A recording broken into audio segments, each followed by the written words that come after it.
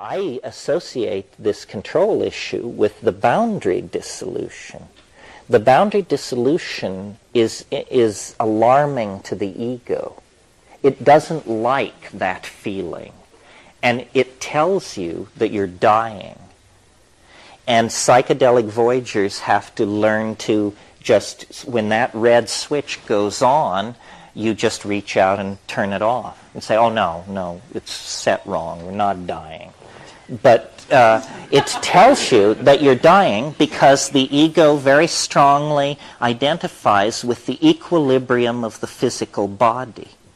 And as the physical body begins to slide into the intoxication, the ego is saying, what's happening here? Wait a minute, I'm losing coherency. This is not good. You made a mistake, Joe. We need help, Joe. It's coming upon. You say, chill. It's going to be all right. And so you have to discipline yourself that way. The dissolving of the ego, that is the dissolving of this maladaptive behavior pattern that has made our sexual and social politics so complicated. In other words, the ego is not a good thing. Its existence in each one of us, in so expressed a form, is a symptom of neurosis, a cultural neurosis. And the psychedelic dissolves the ego, but the ego protests noisily while this is going on.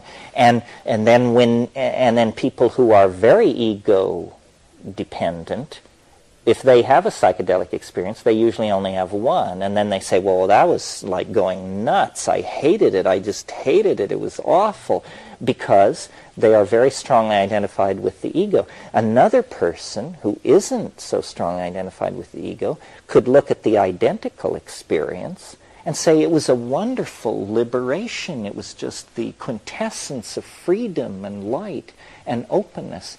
So when I say we are pathological and that we need to take strong medicine to fix ourselves, I don't mean the kind of medicine where you can't feel it working. I mean the kind of medicine where you can feel it working.